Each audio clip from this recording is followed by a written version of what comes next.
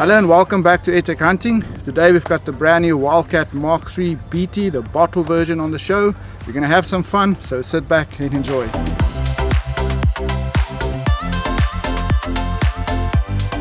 Welcome to a cold, overcast but calm morning here in South Africa, and as usual we arrive early on the farm to get the most out of the day.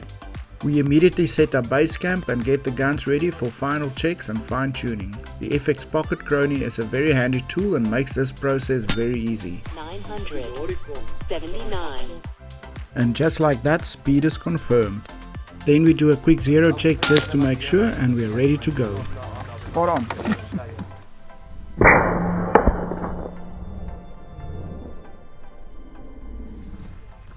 And out we go, so we're ready to take them down. So we're heading down there. There's a lot on the roof. Look at them fly there.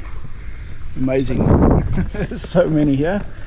So yeah, we're a team of 4 and we'll see what we can take down. So Yem has got his Impact M3 shooting the 30 grain Javelin Gen 2s, and then the Wildcat BT is shooting the 21 grain Javelins, the new ones, also 218s. Yeah, there's a lot of pigeons already flying in. Let's look at that. There they go. Just waiting for them to sit down somewhere, then we'll take them down. And sure enough, it didn't take long and Maggie was ready to take the first shot.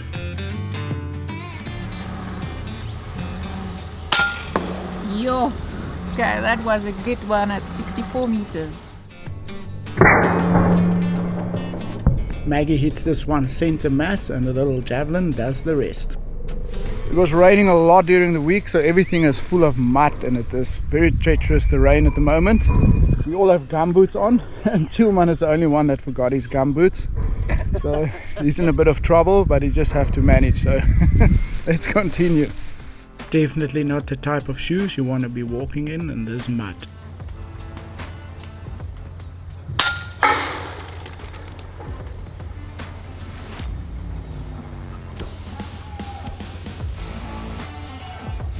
Got him in the neck and there he goes. He's down at 65 meters. I think I got him in the neck, so it took him a little while to go, but he's down. Now this is the perfect example of bad shot placement right in the breast meat, but luckily for me it goes straight through into the vitals and he doesn't last too long.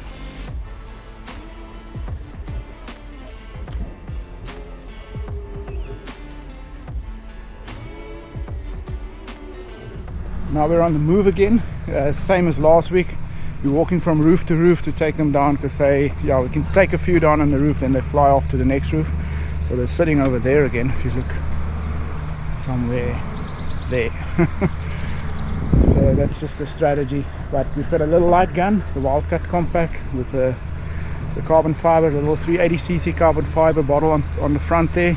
It's a very light setup and it's very easy to carry around, and then obviously that Wildcat stock makes it super comfortable and ergonomic, so it's a very comfortable gun to carry around.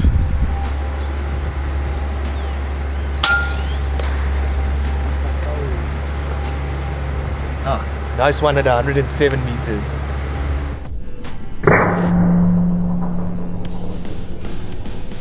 Don't you just love it when they drop in like that? A perfect shot by Tilman. It's fascinating to see how these 21 grain shoot. I mean, if you compare them to 23s, or even if you go to the bigger slugs, I mean, that shot was out at 107 meters. I didn't have to hold for wind, just pulled the trigger and it was straight down. The pigeons were still coming in like there was no tomorrow, and Yem was getting ready for the next shot.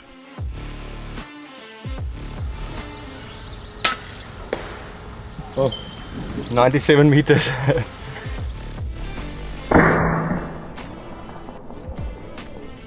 Yet another perfect impact with a satisfying pop.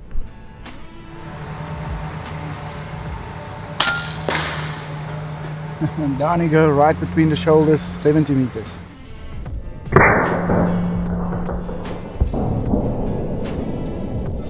We get asked a lot in the comments, how can we do this? We are evil, this is not right. And the honest truth is we have to do this. The numbers of these pigeons are out of control. I mean, you can just see there, it is crazy. And humans are the reason this is happening, because we set up all these structures, and this is for milk. That's all there is. But we set up these structures, and this provides a lot of food for these pigeons, and there are no natural enemies for them here. So they live in paradise, and because of that their numbers explode. I mean, just look at that. So the farmers ask us to please come out and help take the numbers down, because they mess a lot, they carry disease, and they eat a lot of feed as well. So we're doing a job here. We have to do this. We have to keep the balance of nature balanced, because we are creating this problem and we are the only ones that can take care of them. So this is why we do this. You can't use poisons or anything like that. You have to use air guns, and you can't use shotguns or anything around here. If you pull off a shotgun here, all these mats are going to move in one direction and they're going to break all the fences. So you have to use something quiet and efficient, and air guns are the perfect tool for that. The benefit for us is an abundance of targets and an opportunity around every corner.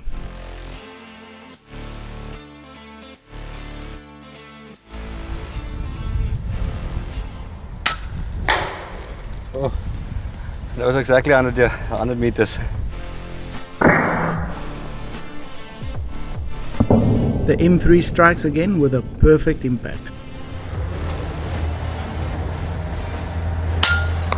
Yo, that was a nice one at 73 meters with the Wildcat BT.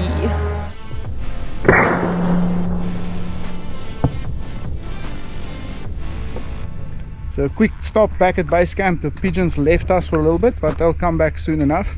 Sometimes it happens, they get scared off with all the shots and then they fly away, but they just go sit in the tree somewhere, and then usually within 15 to 20 minutes they're back on the roofs again, because they get hungry and they want to eat the feed. So yeah, it's actually strange that they're out here today, because it's quite cold and it's overcast, so they don't really have a chance to roost on the roofs, but I think they are waiting for the sun as well. But there's so many here today, and that's a good thing. It keeps us quite busy. It was time for a quick coffee and a chat, but we were suddenly interrupted by a few pigeons landing on the pylons. So Yem got ready to take the first one down. Oh. 101 meters, lucky shot. Quite a difficult shot between the post.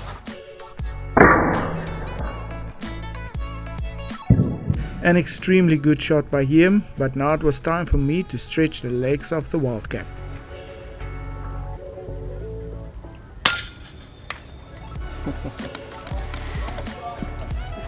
Awesome. 122 meters. Again, a 21 grain.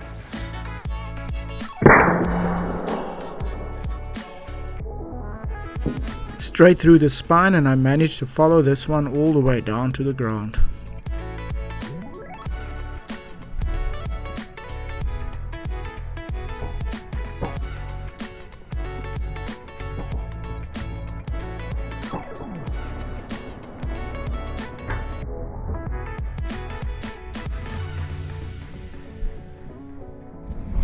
We're going to do one last round, see if we can get a few down quickly, because the weather is turning. We think there's rain on the way, and a few drops already came down. It's also getting very windy, and there's suddenly a massive wind chill in the air, so it's getting super cold. Yeah, so we want to get out of this, because it's becoming a little bit uncomfortable.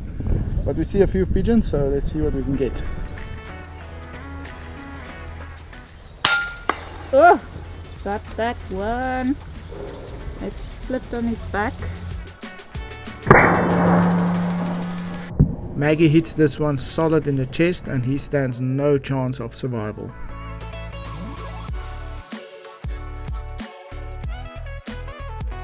We are walking a little bit closer to the pigeons now, because the wind really came up now, and it's going to be difficult with the low BC on the 21 grain. So that's the only disadvantage they have, like say for instance against a 40 grain, where the BC is on the lower side. So any wind that comes up make the shot more challenging, especially if you reach out further.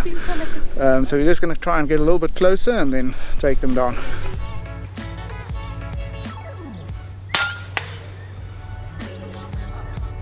I say, got that one. I had to shoot left-handed, but at least he's down.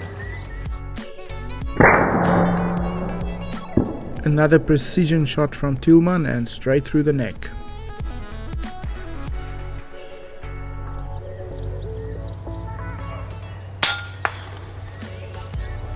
Oh, it's another one at 64 meters. Another perfect shot through the neck and one less pigeon.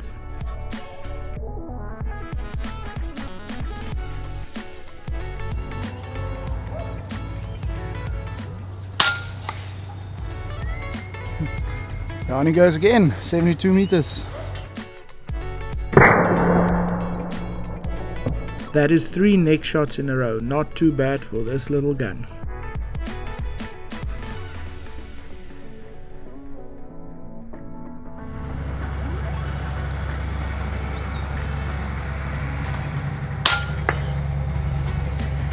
These 21 grains hit so hard. It's incredible how a little light slug like this can hit like that. It's just amazing.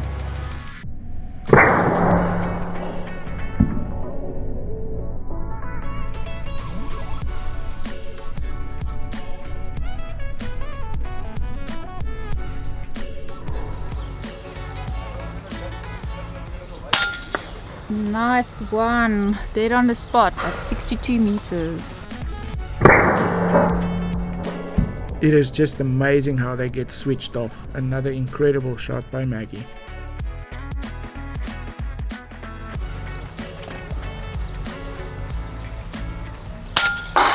Yo, another good one at 58 meters.